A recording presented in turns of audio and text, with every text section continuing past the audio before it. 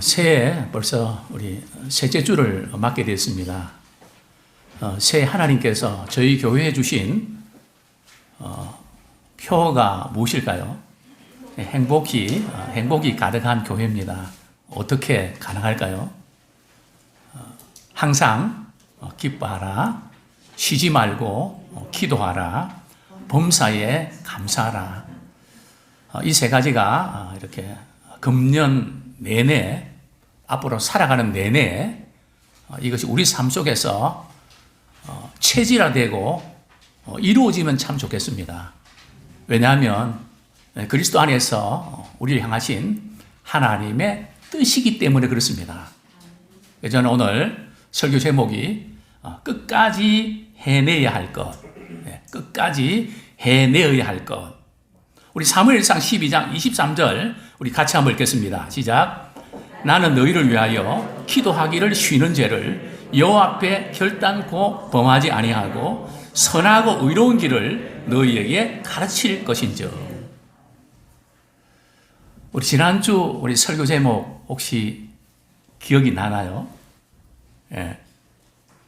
지난주 설교 제목, 지금 제가 1월 맞이해서 첫째 주는 행복이 가득한 교회에 대해서 데살로니가전서 5장 16절부터 18절 말씀을 중심으로 말씀드렸고요. 그 다음에 둘째 주는 그러면 항상 기뻐야 되는데 우리가 어떻게 그것이 가능한가? 지난주 설교 제목은 생명의 길에서의 기쁨. 그죠?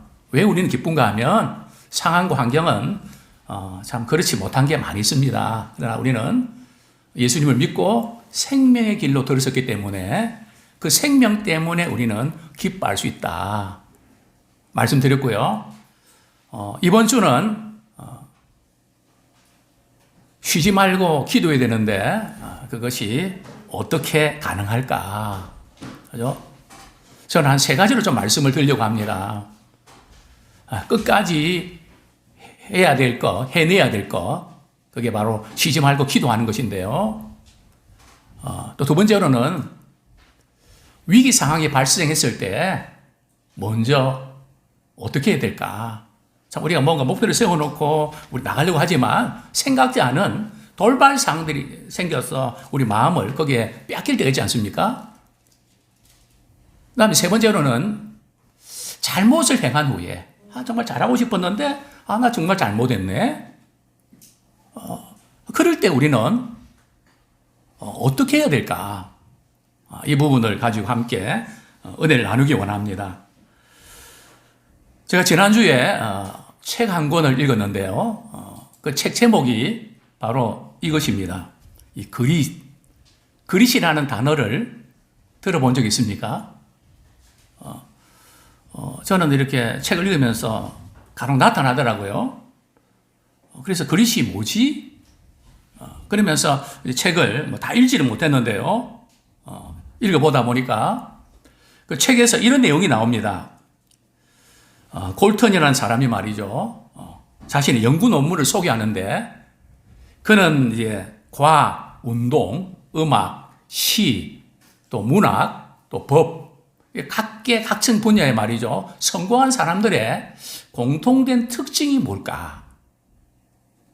이렇게 연구를 이렇게 하다 보니까 또 거기에 보면 어느 분의 전기 자료를 쭉 이렇게 수집하다 보니까 아주 세 가지 공통된 특징이 이렇게 발견되더라는 거죠. 그게 뭔지 아십니까? 성공한 사람들은 비범한 재능이 있는 것이 틀림없습니다. 두 번째는 포기하지 않는 열정이 있었습니다. 세 번째는 열심히 노력하는 이 세 가지를 지적을 합니다. 뭐라고요? 재능과 열정과 끈기. 그죠? 끝까지 해내는 거.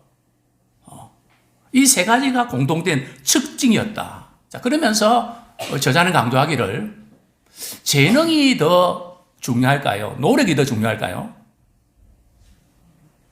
많은 분들이 재능에 대해서 저 사람은 재능이 많아서 그렇고 나는 재능이 없어서 그래. 그렇게 하면서 그냥 그렇게 받아들이고 넘어간단 말이죠. 저자는 참 유명한 상을 받으면서 말이죠. 그게 잘못된 거다.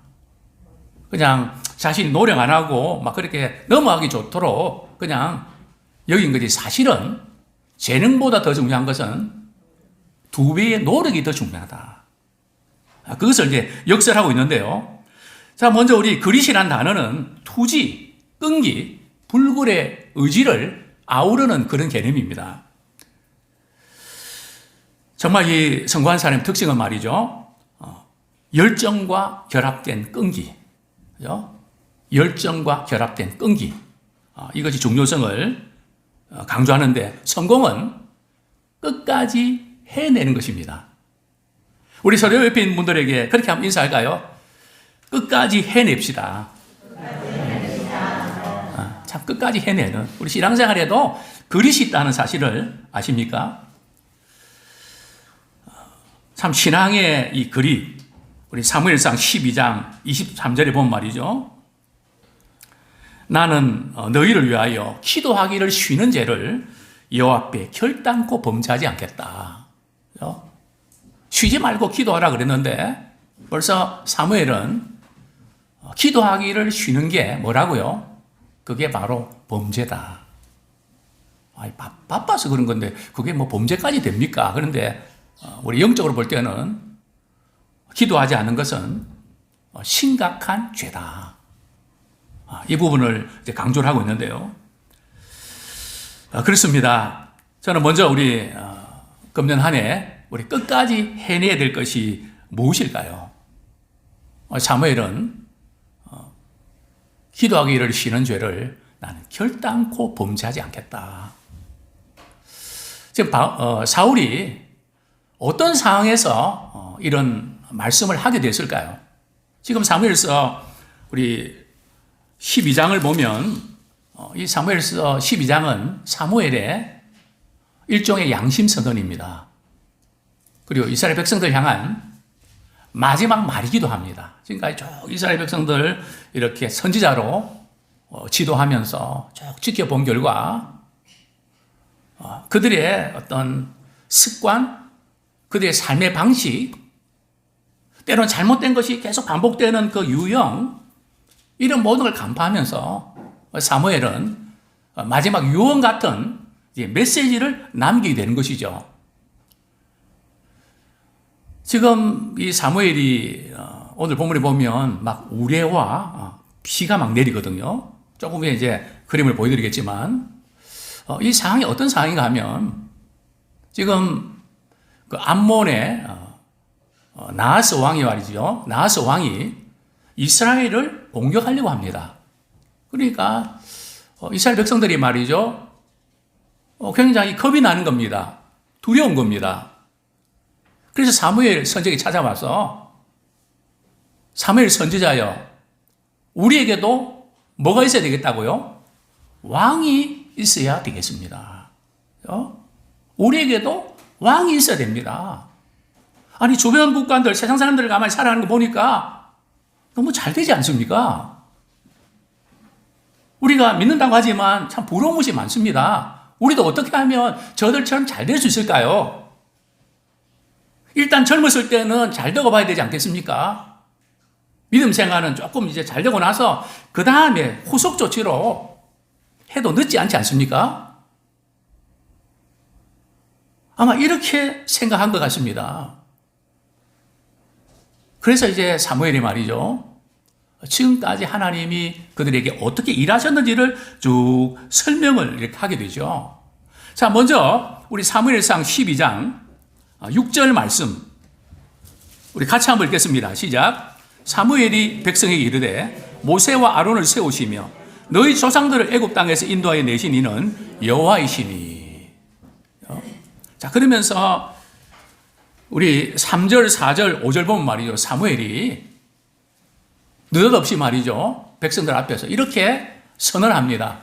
내가 선지자로 이렇게 사역하는 동안 누구의 소를 빼앗은 적이 있냐? 누구의 나귀를 빼앗은 적이 있냐? 혹시 있다 하면 이 자리에서 내가 그런 사람이 하면 내가 다 갚아주겠습니다. 그죠? 공개적으로 말이죠. 내가 잘못한 거 있으면 말을 해라. 그러니까 백성들이 뭐라 그러죠? 전혀 그런 일이 없습니다. 왜 사무엘이 이런 말이죠? 내가 지금 선지자로 일하면서 내가 잘못한 불의를 한 것 있냐? 왜 이렇게 반문했을까요? 사무엘 선지자도 마음 한가운데는 인간적으로는 섭섭한 마음이 아마 있었을 겁니다. 하나님이 그동안 통치하시고 하나님 인도한 바 여기까지 왔는데 하나님 말고 하나님 안 믿겠다는 게 아니고요. 하나님도 섬기고 또 이 세상 사람들이 잘 되는 그 방식도 따라가야지 뒤지지 않지. 이 지금 두 탑을 말이죠. 붙잡고 두 트랙을 붙잡고 가야 되겠다는 거죠. 그래서 우리에게도 왕이 있어야 됩니다. 그러니까 사무엘도 마음 구석에 뭐 이런 마음? 내가 뭐 잘못한 게 있어서 그럽니까? 왜 하나님이 왕이신데 왜 다른 왕을 세워달라고 그렇게 때를 쓰고 고집을 부립니까? 그것도 다른 나라에 말이죠. 다른 나라 공격에 들어와서 그동안 하나님 지켜주셨는데 왜 시스템으로 문제를 해결하려고 하십니까? 이 부분을 지적을 하는 겁니다. 그러면서 이스라엘 백성들이 애굽 땅에서 포로 생활할 때에 모세와 아론을 통해서 하나님은 인도해내시지 않았습니까? 그거 여러분도 잘 알고 있지 않습니까? 그것을 이렇게 언급하게 된 거죠. 자, 그런데 이제 그들에게 결정적인 문제가 뭘까요? 자, 그들이 이제 어렵고 힘든 일이 생기면 특별히 애굽에서 있었던 일입니다. 참 포로 생활이 얼마나 힘듭니까? 자유가 있습니까? 완전히 뺑뺑이 돌리는 거거든요. 뭐 학대하고 상처 주고 말 함부로 하고 뭐 그런 문화 아닙니까?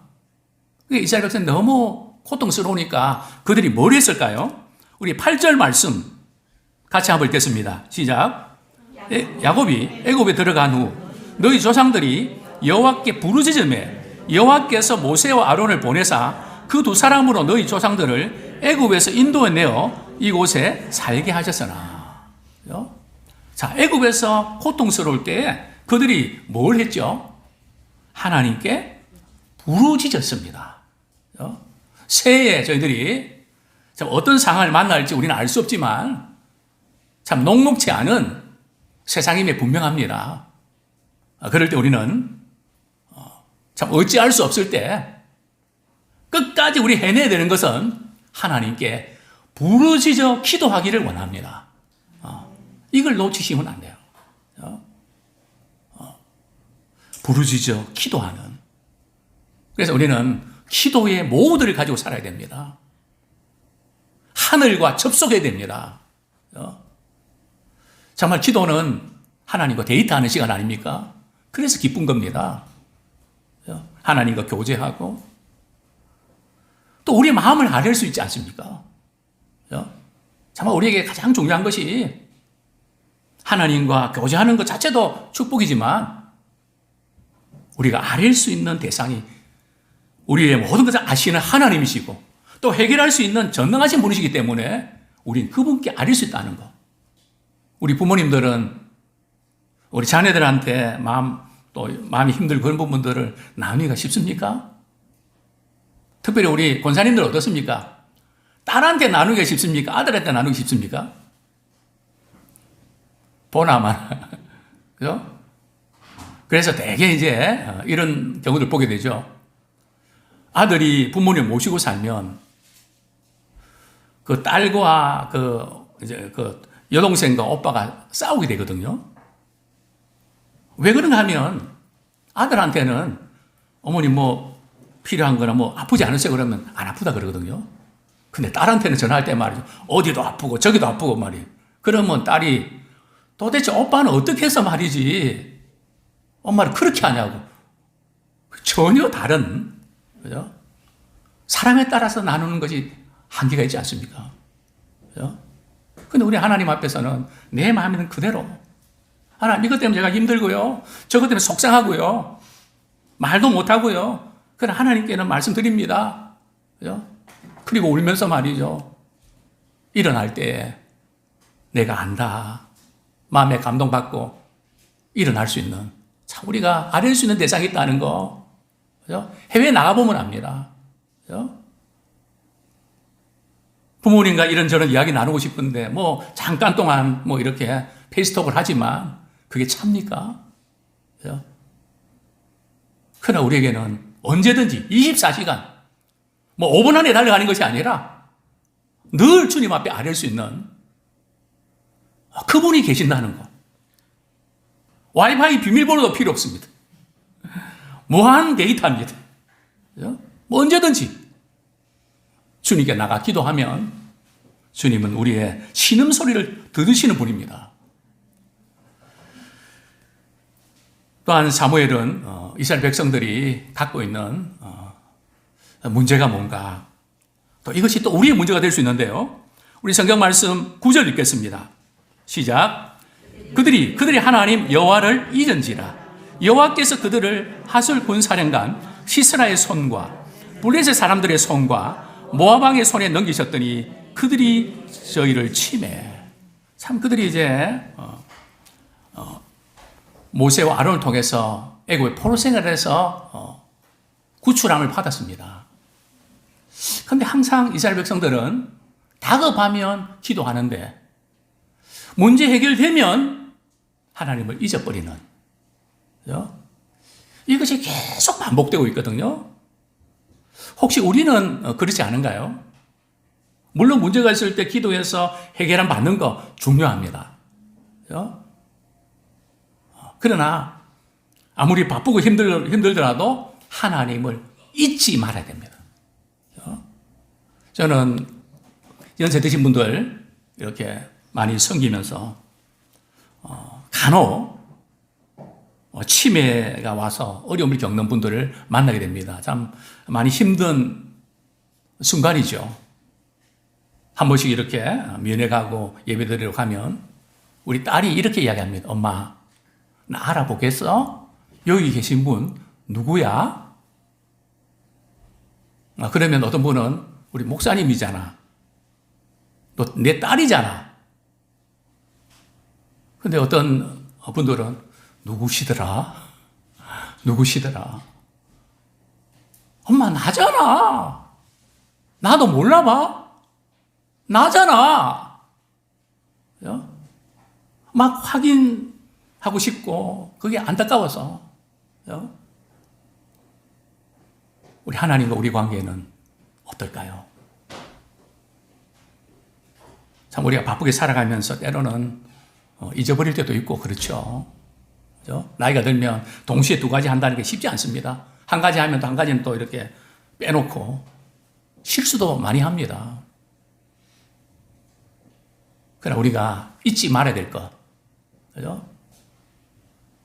하나님의 구원의 은혜를 잊지 말아야 됩니다. 하나님께서 우리에게 행하신 일들을 잊지 말아야 됩니다. 그죠? 우리 신앙의 상태는 말이죠. 내가 열심히 일할 때 그때도 하나님 기억하면서 일을 하고 있나? 또 마음이 상하고 힘들 때도 하나님 기억하면서 내가 그 위기를 극복하냐? 아니면 까마득히 하나님은 완전히 잊어버리냐? 아니 어쩌면 영적인 치매가 온 거 아닐까? 어떻게 하나님의 은혜를 잊어버릴 수 있단 말인가? 다른 건 잊어버려도 하나님의 은혜를 기억하는 그런 우리가 되기를 소원합니다. 여기 보면 하솔 그렇게 이제 은혜를 잊어버리니까 말이죠. 은혜를 잊어버린 순간에 그냥 넘어가는 것이 아니고 주변 국가들 통해서, 주변 사람들 통해서 괴로움을 우리에게 안겨줍니다. 희한하죠? 그죠? 주변의 어떤 사람들 통해서 아주 힘들게 만듭니다. 그게 바로 9절 말씀 아닙니까? 그들이 하나님 여호와를 잊은지라 여호와께서 그들을 하솔 군사령관 시스라. 하솔 군사령관은 가나안 군이거든요. 블레셋 사람들의 손과 모압 왕의 손에 넘기셨더니 그들이 저희를 침해. 그죠? 그들이 이스라엘을 공격을 합니다. 그죠? 자, 그럴 때에 또 그들은 어떻게 했을까요? 똑같은 패턴을 밟고 있죠. 10절 말씀 같이 읽겠습니다. 시작. 백성이 여호와께 부르짖어 이르되 우리가 여호와를 버리고 바알들과 아스타롯을 섬김으로 범죄하였나이다. 그러하오나 이제 우리를 원수들의 손에서 건져내소서. 그리하시면 우리가 주를 섬기겠나이다 하며.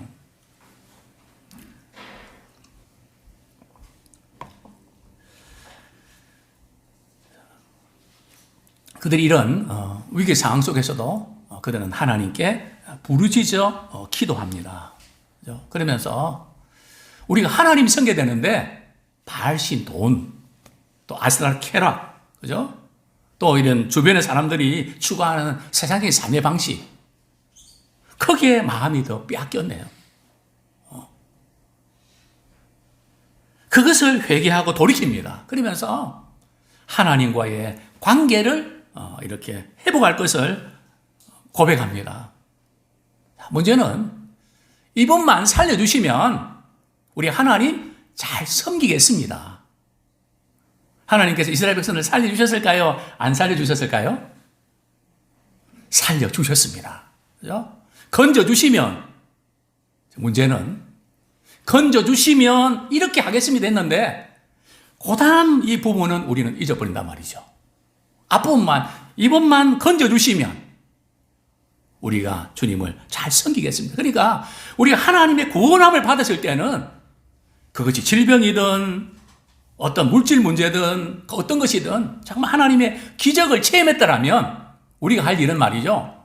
이전보다 하나님을 더 잘 섬겨야 됩니다. 이제 문제 끝났네. 오늘도 무사히. 또 문제 생기면 그런 패턴 밟지 말고 딱 하나님께 특별한 은혜를 주실 때는 특별히 잘 섬기는 기회로 삼기를 원합니다. 자, 이제 두 번째로 도전드리고 싶은 것은 이제 위기 발생 때 어떻게 될까? 자, 이제 이스라엘 백성들이 결국은 초대 왕 사울 왕을 세우고 말죠. 우리 하나님께서도 그거 안 된다 그러면 끝까지 밀고 나가시면 될 텐데 그냥 허락하는. 왜냐하면 허락 안 해도 끝까지 그렇게 할 것을 잘 아시니까. 그래서 우리 성경을 읽을 때 하나님이 허락하신 것과 하나님의 본심을 아셔야 됩니다. 그죠? 그러지 않습니까? 우리가 자녀를 키우면서 이번만 해주고 다음은 절대 안 돼? 그 무슨 뜻입니까? 그 의도가 있다는 거죠. 그래서 이 사무엘은 말이죠. 여러분들이 지금 하나님 외에 다른 왕을 세워달라고 한 이 죄가 얼마나 큰 죄인지 압니까? 그죠? 참, 이스라엘 백성들 입장에서는 말이죠. 이해가 안 되는 건 아닙니다. 자, 이스라엘 백성들은 어떤 문제가 생기면 그것을 의논해서 결정해야 되는데 지방자치제입니다. 12지파가 모여서 말이죠. 뭐 서로 의견을 교환하고 뭐 이렇게 해서 문제를 해결하는데 다른 주변 국가들은 왕정체제입니다. 아주 강력한 군주체제죠. 이스라엘 백성들이 자기들이 바알신을 섬기고 아세라 섬기고 아세라 신도 섬기고 말이죠. 이러면서 하나님 왜 다른 신을 섬기니까 약해진 건데, 그죠? 그들은 왕정체제, 왕이 없어서 그렇다. 그죠? 자신들과 하나님과의 관계에 문제의 원인을 찾지 않고 자꾸 시스템, 그죠? 제도, 물론 그것이 필요 없는 거 아닙니다. 그죠? 근본적인 문제는 아니었단 말이죠. 그래서 우리에게도 왕을 세워 주십시오. 이렇게 주장을 했던 겁니다. 요구를 했던 것이죠. 그래서 사무엘이 말이죠. 이스라엘 백성들에게 하나님께 내가 기도하겠다. 우레와 비를 이렇게 내리겠다. 그러니까 백성들이 말이죠. 갑자기 말이죠. 지금 이 때가 언젠가 하면 17절 말씀 우리 같이 한번 읽겠습니다. 시작. 오늘은 밀베는 때가 아니냐. 내가 여호와께 아뢰리니 여호와께서 우레와 비를 보내사 너희가 왕을 구하니 곧 여호와의 목전에서 범한 죄악이 큼을 너에게 밝히 알게 하시리라. 자, 이스라엘 백성들이 지금 왕을 구한 그런 잘못이 이제 얼마나 큰가. 내가 하나님께 기도하면 하나님께서 우레와 비를 보내실 것이다. 그죠? 이 지금 밀베는 때는 말이죠. 건조기거든요. 4월부터 6월달인데 그때는 건조기를 비가 안 옵니다. 그런데 초자연적인 하나님의 간섭하심으로 말이죠. 막 우레와 비가 쏟아지는. 그죠? 참 이번에도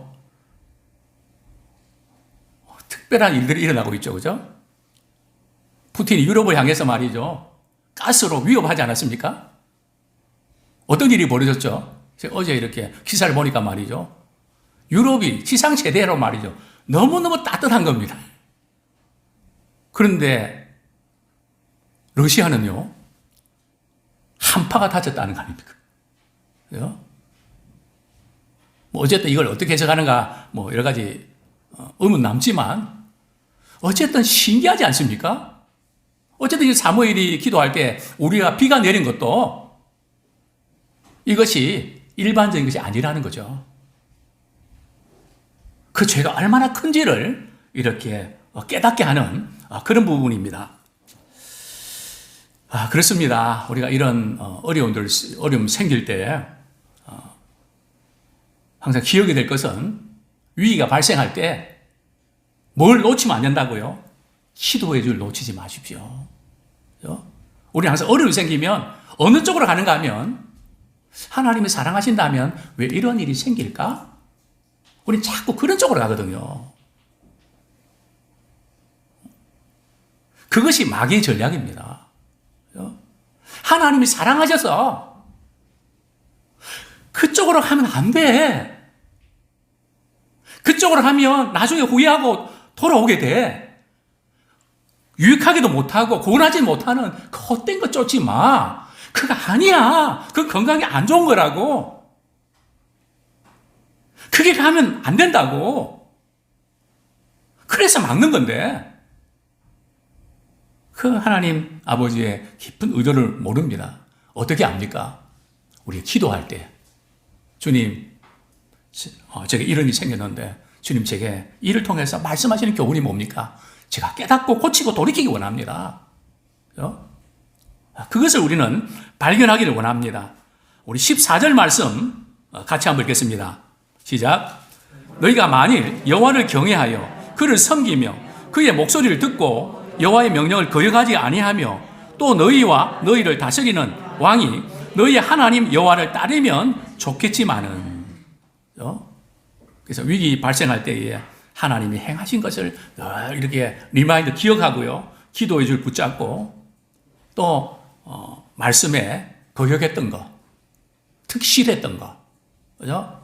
우리가 가장 위험한 게 뭔가 하면 말씀이 듣기가 싫은 거죠. 그죠? 그때가 사실은 굉장히 심각합니다. 그죠? 물론 여러 가지 요인이 있겠죠. 우리가 이제 이 부분을 우리가 깊이 헤아리고 돌이키면서 주의 말씀의 귀가 열리기를 소원합니다. 자, 세 번째로 우리가 잘못을 행한 후에 어떻게 될까요? 자, 이제 우리와 비가 막 내리니까 말이죠. 이스라엘 백성들이 굉장히 두려워하죠. 자, 우리 19절 말씀 한번 같이 읽겠습니다. 시작. 모든 백성이 사무엘에게 이르되 당신의 종들을 위하여 당신의 하나님 여호와께 기도하여 우리가 죽지 않게 하소서. 우리가 우리의 모든 죄에 왕을 구하는 악을 더하였나이다. 지금 이스라엘 백성들이 사무엘 선지자에게 말이죠. 참 요구하는 내용 어떻다고 생각하십니까? 지금 막 우레와 비가 내려서 말이죠. 정신을 못 차립니다. 그들은 너무너무 두렵습니다. 그러면 그들이 왕을 세운 잘못을 회개하고 돌이켜야 되는데 항상 그들은 어디에 맞추는가 하면은 우리를 죽지 않게 해주십시오. 죽을 지경인데 좀 살려주십시오. 항상 그쪽이었습니다. 물론 현실적인 문제죠. 자, 그런데 오늘 사무엘에게 말이죠. 부탁하는 내용을 보면 누구의 하나님이죠? 당신의 하나님. 그죠? 당신의 하나님. 사무엘은 너희의 하나님이라고 표현합니다. 그러나 백성들은 누구 하나님이라고요? 당신의 하나님. 그러니까 사무엘은 기도의 줄을 붙잡고 하나님과의 관계에 선상했다면 이스라엘 백성들은 기도를 못했다는 거죠. 기도할 엄두도 못 내고 기도할 필요성도 못 느끼고 기도 안 하는 것이 습관화됐다는 거죠. 참 당신의 하나님께 우리가 죽지 않게 해주십시오. 그냥 이 기도하는 내용도 보면 말이죠. 우리 영적으로 이제 바로 서게 해주십시오. 그게 아니고요. 지금 이 상황 좀, 이 위험한 상황 좀 벗어나게 해주십시오. 항상 그런 차원에 머무르고 있는 것을 보게 되는데요. 자, 그러면서 이제 오늘 제가 도전드리고 싶은 것은 참 이스라엘이 잘못했는데 그러면 어떻게 될까? 먼저 우리가 잘못을 행한 후에 두려워하지 말라고 사무엘은 권면합니다. 우리 20절에 보면 말이죠. 12장 20절 제가 다시 한번 읽어드립니다. 사무엘이 백성에 이르되 두려워하지 말라. 너희가 과연 이 모든 악을 행하였으나 여호와를 따르는 데에서 돌아서지 말고 오직 너희의 마음을 다하여 여호와를 섬기라. 하나님께서 우리가 범죄했을 때 범죄하면 우리를 징계하시거든요. 우리가 중요한 것을 붙잡지 아니하고 부질 없는 것을 붙잡을 때 우리 하나님께서 그게 아니야 하면서 놓아버리도록 만드시거든요. 여러 사건을 통해서 야 이제 그만해 또 계속 할 거야? 이제는 놓으라고 왜 계속 붙들고 있어? 계속 하나님께서 우리에게 사인을 주신단 말이죠. 그럴 때에 우리는 기억해야 될 것은 두려워하지 마라. 때때로 우리가 신앙생활 하면서 우리가 또 사회생활 하면서 직장생활 하면서 내 자신도 잊어버리고 싶을 때가 있습니다. 그때 주의하셔야 됩니다. 만사가 귀찮고 짜증나고 하나님도 잊어버리고 막 다 귀찮고 뭐 그럴 때가 누구나 있지 않습니까? 비록 우리가 잘못했다 할지라도 그 잘못한 것 때문에 더 잘못한 쪽으로 나가지 마십시오. 많은 경우에 그쪽으로 나가는 경향이 있단 말이죠. 그래서 사무엘을 통해서 너희들이 혹시 왕을 구하는 잘못을 했지만 그러나 하나님을 따르는 데서 돌이키지 마라. 잘못한 게 회개하고 여전히 잘해왔던 거 또 잘할 수 있는 거 그 길을 가야 된다. 돌이킨 후에 하나님을 섬겨야 된다. 그것을 강조를 하고 있습니다. 간혹 우리는 잘하고도 갈등이 생길 때도 있습니다. 저는 이렇게 주일학교 부서를 한 10년간 섬기면서 이런 분들을 만났습니다. 자기 자녀가 너무 속을 썩이고 너무 힘들게 하니까 목사님, 제가 새해부터는 교사를 그만두겠습니다. 왜요? 내 자녀도 제대로 가르치지 못했어. 그냥 이렇게인데 내가 누구를 가르칩니까? 제 자신의 양심이 용납이 안 됩니다. 충분히 이해합니다. 자신에게 소중한 그 자녀가 잘못된 길을 가고 속을 썩이고 마음이 아플 때 그런데 이 교사의 그 심정은 이해는 되지만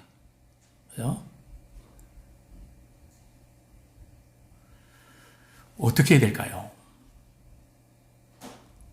예수님은 어떻게 하셨나요? 형제들이 식구들이 말이죠. 예수님 미쳤다 그랬거든요. 맨날 그냥 아픈 사람들, 귀신 들린 사람들 고치러 다니고 병든 자 고쳐주고 뭐 그냥 좀 레벨 있는 사람들 만나고 좀 사회적인 명성 있는 사람들 만나고 그래야 뭐가 좀 뚫릴 텐데 늘 뭐 그냥 상대하는 사람들이 아주 힘든 사람 뭐 그런 사람 상대하니까 그냥 예수가 미쳤다. 가족들이 미쳤다는 소식 말을 하는데 예수님은 어떠셨을까요? 그것 때문에 가족도 전도하지 못한 주제에 내가 누구를 전도하나 그러셨던가요? 아니잖아요. 혹시 가족을 전도하지 못한다 할지라도 내 주변에 영원히 구원받아야 될 사람이 있다면 우리는 가야 됩니다. 해야 됩니다. 그렇죠? 항상 우리는 잘하고도 또 잘못하고도 그것이 잘못된 방향으로 가지 않도록 비록 잘못될 때도 그때 돌이키고 하나님 더 잘 섬기는 우리가 되기 원합니다. 사명을 포기하지 않고 하나님을 경외하며 잘 섬기는 자 되기 원합니다. 그죠? 전환점으로 삼기 원합니다. 그리고 또 이스라엘 백성들은 당신이 하나님이 그랬지만 자기들 위해서 기도하달라고 부탁하죠. 위기 발생했을 때에 혹시 잘못을 행할 때에 미안하고 부끄러움 있지만 사람들에게 기도를 부탁하십시오. 제일 지혜로운 사람이 누군가 하면 기도를 부탁 많이 하는 사람입니다. 그렇죠? 왜냐하면 기도하면 하나님이 들으시거든요. 하나님이 역사하시거든요. 그러니까 사단은 기를 쓰고 말이죠. 기도 못하도록 이런저런 이유 때문에 막고 있죠. 그렇죠? 우리 예배는 그렇게 한 번 더 인사하기 원합니다. 기도 부탁할게요. 기도 부탁하세요. 기도할 거 많잖아요. 그죠? 그죠? 우리가 이렇게 기도를 부탁하고 그러면 다 같이 기도하고 기도할 때 참 하나님께 놀랍게 역사하실 줄 믿습니다. 그러나 사무엘은 말합니다. 왕도 백성들도 하나님을 잘 경외하고 섬기면 되는데 여전히 악을 행하면 망한다. 여전히 계속 나가면 망한다. 그 부분을 경고를 합니다. 자, 이제 말씀을 정리하겠습니다. 기도의 사람, 우리 조지 뮬러, 혹시 아십니까? 평생 5만 번 이상의 기도 응답을 받은 기도의 사람 조지 뮬러죠. 그분은 이렇게 이야기했습니다. 제가 이전에 영국 갔을 때 그 생가를 잠깐 방문한 적이 있었는데요. 1시간 기도하고 4시간 일하는 것이 기도하지 않고 5시간 일하는 것보다 훨씬 더 큰일 할 수 있다. 그죠? 비교할 수 없는 큰일 하죠. 그죠?